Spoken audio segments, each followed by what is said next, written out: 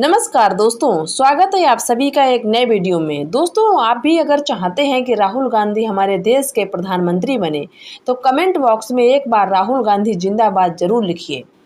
दोस्तों, छात्रों के प्रदर्शन के दौरान जो कार्रवाई हुई उसकी जिम्मेदारी किसकी है? किस स्तर पर निर्णय लिया गया? किस अधिकारी ने आदेश दिए और क्या सरकार इस पूरे मामले पर स्वतंत्र और स्पष्ट जवाबदेही स्वीकार करेगी?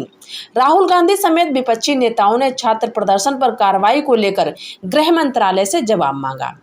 जुलाई में राहुल गांधी ने अमित शाह को पत्र लिखकर छात्रों के खिलाफ कथित बल प्रयोग पर जवाबदेही की मांग की थी।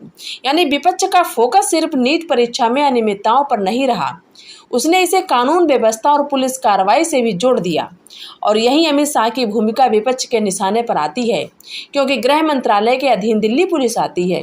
इसलिए विपक्ष राजनीतिक तौर पर गृह मंत्री से सीधे सवाल पूछ रहा। हालांकि किसी भी कथित पुलिस कार्रवाई की अंतिम जिम्मेदारी किस स्तर पर तय होती है, तथ्य और आधिकारिक जांच पर निर्भर करेगा।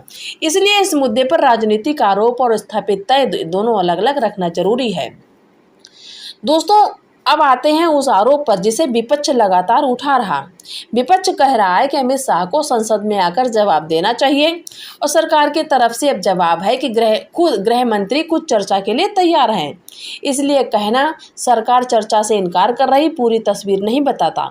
दूसरी तरफ यह भी सच है कि सिर्फ चर्चा के लिए तैयार होने की घोषणा और वास्तव में सदन में विस्तृत जवाब देने की कार्रवाई अलग अलग चीजें हैं। यही वजह है कि आखिरी दिन अमित शाह की मौजूदगी बेहद महत्वपूर्ण हो सकती है। अगर अमित शाह सदन में आते हैं, विपक्ष के सवालों का जवाब देते हैं, तो सरकार कह सकती है उसने अपना वादा पूरा किया। अगर वो नहीं आते तो विपक्ष इसे अपने राजनीतिक नैरेटिव के पक्ष में इस्तेमाल करेगा। इसलिए अगले दिन की सबसे बड़ी तस्वीर शायद कोई बिल नहीं होगी, बल्कि कैमरा इस बात पर होगा अमित शाह सदन में पहुंचते हैं कि नहीं पहुंचते हैं।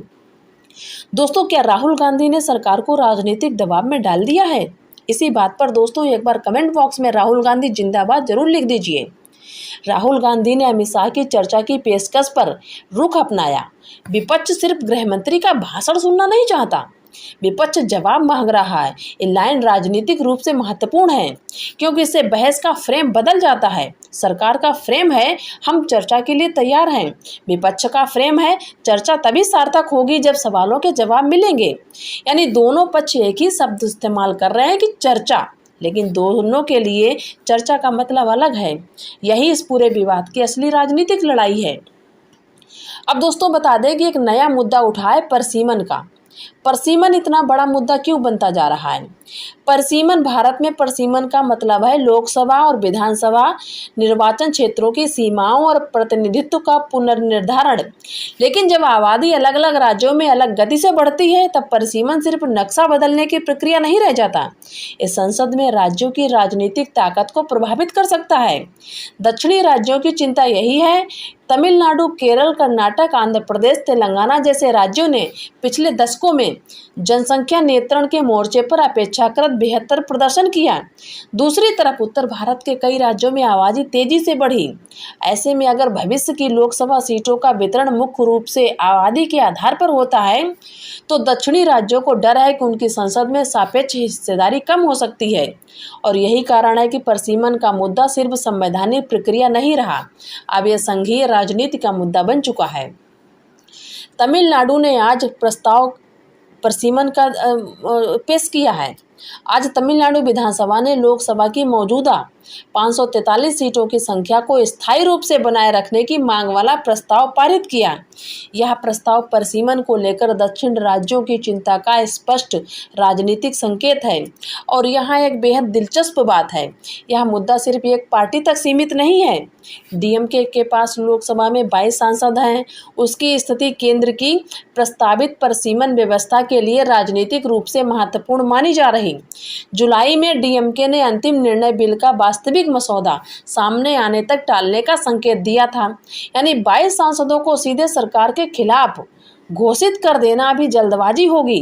लेकिन इतना जरूर है कि ये 22 सांसद किसी बड़े संवैधानिक संशोधन की गणित को प्रभावित कर सकते हैं, और यही वजह है कि डीएमके पर सबकी नज़र है। दोस्तों, क्या चंद्रबाबू नायडू भी सरकार से नाराज हैं?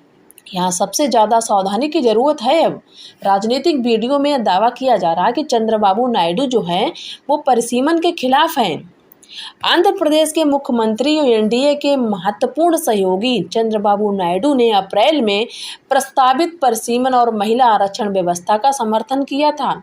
जून में उन्होंने यह भी किया था कि सरकार विधेयक को दोबारा लाएगी, राज्यों की सीटों में 50% अनुपातिक वृद्धि को स्पष्ट रूप से शामिल करेगी। इसलिए कहना है कि चंद्रबाबू नायडू परिसीमन का समर्थन नहीं करेंगे। फिलहाल स्थापित तथ्य के रूप में नहीं कहा जा सकता, लेकिन इसका मतलब ये भी नहीं कि आंध्र प्रदेश के हितों को लेकर कोई चिंता नहीं है उनको, क्योंकि परिसीमन के साथ सीटों का विवरण, महिला आरक्षण, दक्षिणी राज्यों का प्रतिनिधित्व और भविष्य की राजनीतिक ताकत, इन सभी सवालों का संबंध है। और यही वो जगह है जहां सहयोगी दल अपने राजनीतिक बार्गेनिंग पावर का इस्तेमाल कर सकते हैं। दोस्तों, आपको बता दें कि 22 सांसद इतने महत्वपूर्ण क्यों हैं। मान लीजिए किसी संविधान संशोधन विधेयक के लिए 2/3 बहुमत की जरूरत है, तब सरकार को सिर्फ साधारण बहुमत नहीं चाहिए, उसे विपक्ष और अन्य दलों के सांसदों का समर्थन, अनुपस्थिति या मतदान की रणनीति तीनों मायने रखते हैं। इसलिए डीएमके के 22 सांसदों की संख्या छोटी दिखाई देने के बावजूद महत्वपूर्ण हो सकती है। जून की रिपोर्टों में भी ये भी गणित सामने आया कि एनडीए को 2/3 आंकड़े तक पहुंचाने के लिए अतिरिक्त सांसदों की जरूरत पड़ सकती है। यानी राजनीति में कभी कभी 22 सांसद 220 सांसद जितने महत्वपूर्ण हो जाते हैं। क्यों? क्योंकि वे उस समय निर्णायक हो सकते हैं जब सत्ता पक्ष और विपक्ष के बीच अंतर बहुत कम हो। इसलिए डीएमके की स्थिति